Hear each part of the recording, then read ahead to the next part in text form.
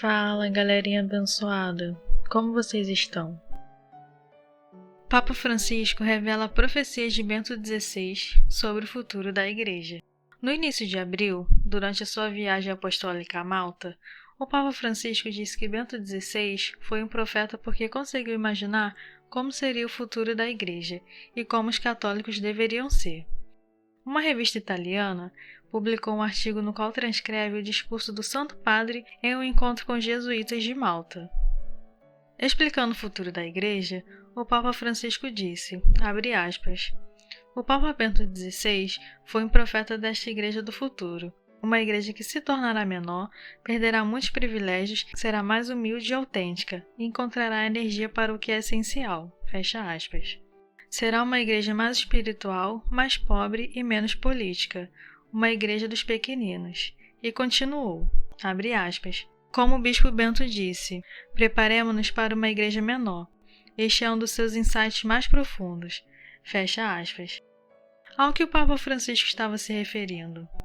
Aparentemente, Bento XVI expressou suas profecias sobre o futuro da igreja em uma transmissão à rádio da Alemanha em 1969.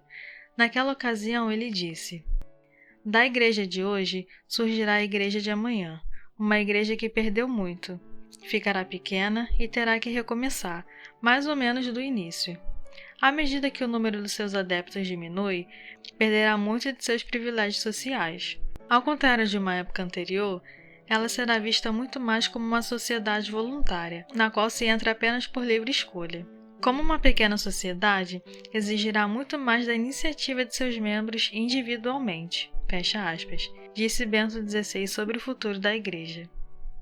Mas em todas as mudanças que se possa imaginar, a Igreja reencontrará a sua essência e com plena convicção naquilo que sempre esteve no seu centro, a fé no Deus Trino, em Jesus Cristo, o Filho de Deus feito homem, na presença do Espírito Santo até o fim do mundo. A Igreja será uma igreja mais espiritual, sem pretensões de um mandato político, flertando tanto com a esquerda quanto com a direita, disse Bento XVI na época.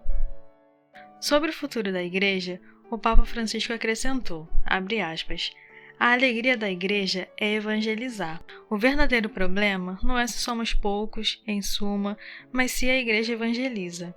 Esta é a necessidade de hoje, a vocação da Igreja hoje. Fecha aspas.